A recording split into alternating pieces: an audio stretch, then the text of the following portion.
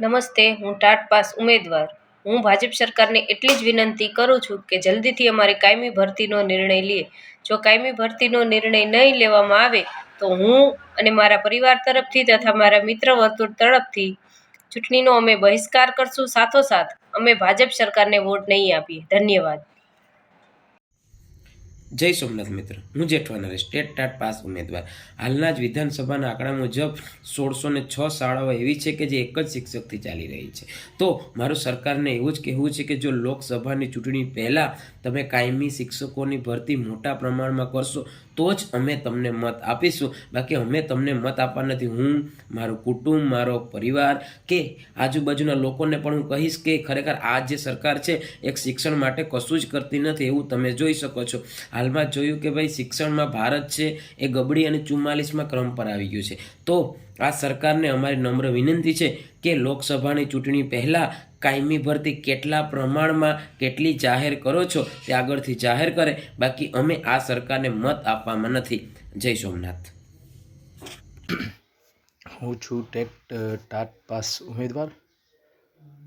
જો લોકસભાની ચૂંટણી પહેલો કાયમી શિક્ષકોની ભરતી નહીં થાય અથવા એની રજૂઆત સર્વ શિક્ષણ મંત્રી ધ્યાન ઉપર નહીં લે તો આવનારી લોકસભાની ચૂંટણીમાં મારા ફેમિલીઓ અને બીજા મિત્રોનો એમ થઈ બરાબર ઘણા બધા 100ની 200ની 500ની સંખ્યામાં અથવા તો હજારોની સંખ્યામાં મારા જેટલા કોન્ટેક્ટ પોસિબલ છે તેમના બરાબર એમનો વોટ ભાજપને મળશે નહીં. તો શિક્ષણને બચાવવા માટે કાયમી શિક્ષકોની ભરતી સરકાર દ્વારા ઝડપથી જાહેર કરવામાં આવે એવી અપેક્ષા તો અમે ભાજપ વિરોધી મતદાન કરશું એ વાત નક્કી છે. નમસ્કાર, હું ટાટ પાસ ઉમેદવાર છું. જો આ લોકસભાની ચૂંટણી પહેલાં જે આ સરકાર છે એ કાયમી શિક્ષકોની ભરતી સત્વરે નહીં જાહેર કરે તો હું અને મારો પરિવાર જે આ સત્તા પક્ષ છે તેના વિરુદ્ધમાં મતદાન કરીશું.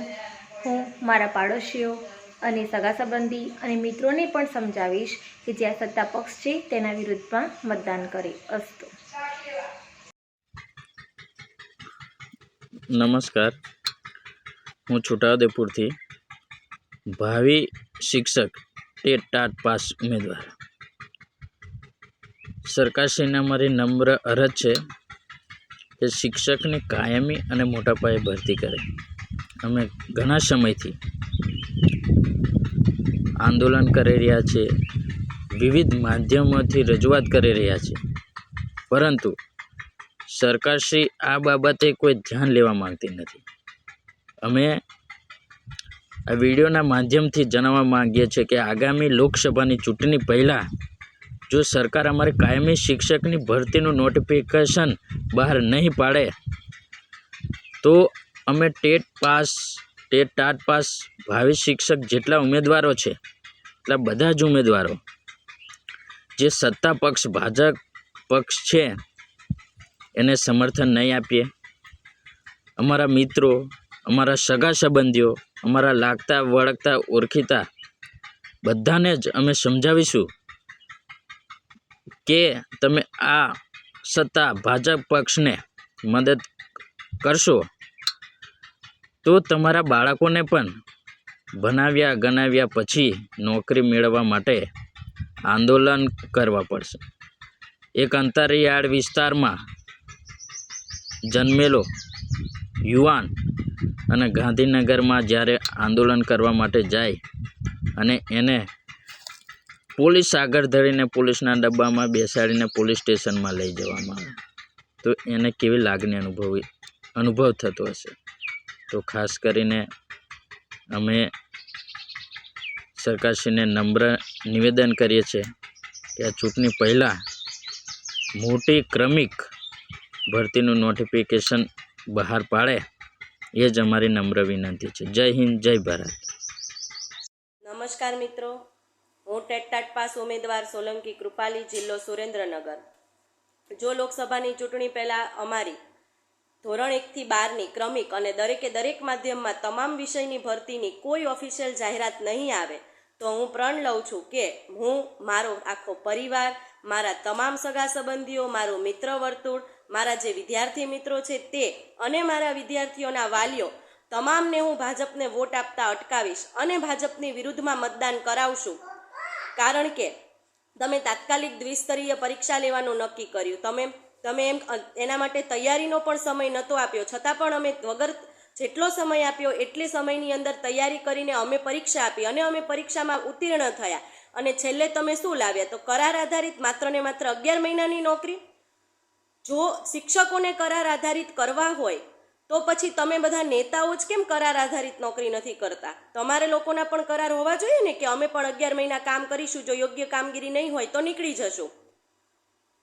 એટલે બસ અંતે તો એટલું જ કહીશ કે જો અમારી શિક્ષકોની કાયમી ભરતી નહીં આવે તો પછી આ ભાજપને આ વખતે વોટ નહીં આપીએ અને આપવા પણ નહીં દઈએ. જય હિન્દ, જય ભારત. નમસ્કાર, હું કચ્છથી ટેટ પાસ ઉમેદવાર. અમે ઘણા લાંબા સમયથી ગુજરાતમાં કાયમી શિક્ષકોની ભરતી થાય એ માટેની લડત ચલાવી રહ્યા છીએ અને ગુજરાત સરકારને અમે ઘણા આવેદનો પણ આપ્યા છે અને આંદોલનો પણ કર્યા છે. છતાં પણ ગુજરાત સરકાર દ્વારા અમારા જે પ્રશ્નો છે એ પ્રશ્નો સાંભળવામાં નથી આવી રહ્યા. તો અમારી સરકારશ્રીને એક જ નમ્ર વિનંતી છે કે આવનારી લોકસભાની ચૂંટણી આવી રહી છે તો એ પહેલાં જલ્દીથી જલ્દી ગુજરાતમાં મોટી સંખ્યામાં કાયમી શિક્ષકોની ભરતી કરે અને જો અમારી આ માંગ છે એ ચૂંટણી પહેલાં નહીં સ્વીકારવામાં આવે તો અમે દરેક વિદ્યાર્થીઓ, અમારા પરિવાર અને અમારા જે સગા સંબંધીઓ એ દરેક પ્રણ લઈએ છીએ કે અમે ભારતીય જનતા પાર્ટીને વોટ નહીં આપીશું અને તેમના વિરુદ્ધમાં અમે વોટિંગ કરીશું અને અભિયાન પણ ચલાવીશું. તો સરકારશ્રીની અમારી એક જ વિનંતી છે કે અમારી જે માંગ છે એ જલ્દીથી જલ્દી સ્વીકારી લેવામાં આવે, નહીં તો અમે આવનારી ચૂંટણીમાં તમને એનું જે પરિણામ છે એ પરિણામ બતાવવા માટે અમે કમર કસી લેશું. જય હિન્દ, જય ભારત. નમસ્કાર મિત્રો, શિક્ષણ સમાજની પ્રાથમિક જરૂરિયાત છે. સમાજનો આર્થિક અને સામાજિક વિકાસ શિક્ષણ વગર શક્ય નથી અને એના માટે તમામ બાળકોને યોગ્ય શિક્ષણ અને પૂરતી વ્યવસ્થા મળી રહે એ જોવું ખૂબ જરૂરી છે. અમે ટેટ પાસ ઉમેદવારો દ્વિસ્તરીય પરીક્ષાઓ પાસ કરી છે, શિક્ષક બનવાની બધી જ લાયકાતો પુરવાર કરી છે અને છતાં સરકાર અમારું નથી સાંભળી રહી. અમે છેલ્લા 8 મહિનાથી સરકારને આવેદનો આપી રહ્યા છીએ, સચિવાલયમાં ગયા છીએ, મંત્રીશ્રીઓને મળ્યા છીએ, કલેક્ટરશ્રીઓને અરજી આપી છે, બધા જ જિલ્લાઓમાં આવેદનો આપ્યા છે, અનેક વખત રજૂઆતો કરી છે, છતાં સરકાર અમારું નથી સાંભળી રહી. સરકાર કાયમી શિક્ષકોની ભરતી કરવા નથી માગતી. સરકાર કરાર આધારિત જ્ઞાન સહાયક યોજના, જે દાળિયા પ્રથા જેવી યોજના લાવી અને મૂકી દીધી છે અમારી સામે. અમારા ભવિષ્ય સાથે અમારું ભવિષ્ય ધૂંધળું બનાવી દીધું છે. અમારા ભવિષ્ય સાથે ચેડા થઈ રહ્યા છે. બાળકોના ભવિષ્ય સાથે ચેડા કરી રહ્યા છે. ગામડાના બાળકો પાસે તો પ્રાઇવેટ શાળાઓ પણ નથી હોતી. એ લોકો ક્યાં ભણવા જશે? સરકાર કોઈના વિશે વિચારી નથી રહી અને શિક્ષણ વ્યવસ્થા આવી રીતે ખોરવાઈ રહી છે. એટલા માટે અમે તમામ ટેટ પાસ ઉમેદવારો આવનારી લોકસભાની ચૂંટણી પહેલાં જો કાયમી શિક્ષકોની ભરતીની જાહેરાત કરવામાં નહીં આવે તો અમારા આસપાસના મત વિસ્તારમાં તેમજ અમારા પરિવારજનોને, અમારા ગ્રામજનોને, અમારા સગા સંબંધી સ્નેહીઓને અને અમારા મિત્રોને મત આપતા અટકાવીશું. જો સરકાર કાયમી શિક્ષકોની ભરતી નહીં કરે તો અમે બીજેપીને મત નહીં આપીએ અને બીજેપીની વિરુદ્ધમાં મોટાભાગના લોકો દ્વારા મતદાન કરાવીશું. માટે મારી તેમજ અમારા તમામ ટેટ પાસ ઉમેદવારોની સરકારને 2 હાથ જોડીને વિનંતી છે કે જેમ બને તેમ જલ્દી કાયમી શિક્ષકોની ભરતી કરો અને આ કરાર પ્રથાને બંધ કરો. અસ્તુ. જય માતાજી મિત્રો, હું નરેશ સોલંકી, ટેટ અને ટાટ પાસ ઉમેદવાર, ખેડા જિલ્લો. આ વિડીયોના માધ્યમથી સરકારશ્રીને એક નિખાલસ સવાલ પૂછવા માગું છું કે અમારો વાંક શું છે. તમે એવું કીધું કે શિક્ષક બનવા માટે BA, B.Ed, master degree, MA, M.Ed આ બધી લાયકાત મેળવવી પડે. અમે બધી લાયકાત મેળવી. તમે એવું કીધું કે MCQ પદ્ધતિથી લેવામાં આવતી પરીક્ષામાં ચોકસાઈપૂર્વક પરિણામ આવતું નથી, તો દ્વિસ્તરીય પરીક્ષા લાયા. ખૂબ જ ઓછા સમયગાળાની અંદર, એટલે કે 1.5 મહિનાની આસપાસ દ્વિસ્તરીય પરીક્ષા પાસ કરી, સારા માર્ક્સે પાસ થયા. તો હવે નોકરી આપવાની વાત આવી તો તમે કંજુસાઈ કેમ કરો છો? જે શિક્ષક વર્ગખંડમાં હોવો જોઈએ, અત્યારે ગાંધીનગરના રસ્તા ઉપર આંદોલન કર્યું છે, શું એ સારું લાગે છે? શું આ રીતે વિશ્વગુરુ બની શકાશે? હું જ્યારથી સમજણ આવી ત્યારથી બીજેપીનો, ભાજપ સરકારનો સમર્થક રહ્યો છું, પણ થોડાક સમયથી હવે બીજેપી તરફ, ભાજપ સરકાર તરફ હવે ઓછી લાગણી અનુભવાય છે. હું આ વિડીયોના માધ્યમથી જણાવું છું કે જો લોકસભાની ચૂંટણી પહેલાં અમારી ક્રમિક ભરતી ધોરણ 1 થી 12 સુધીને ક્રમિક ભરતી આપવામાં નહીં આવે તો હું અગ્નિની સાક્ષી એ શપથ લઉં છું કે હું પોતે, મારો પરિવાર, મારું કુટુંબ, મારા પડોશીઓ, મારા સગાવાલા બધાને હું જાણ કરીશ કે જો કદાચ બીજેપી સરકાર ફરી આવશે તો તમારા બાળકોએ પણ નોકરી મેળવવા માટે બધી જ લાયકાતો મેળવી છે છતાં પણ આંદોલન કરવું પડશે.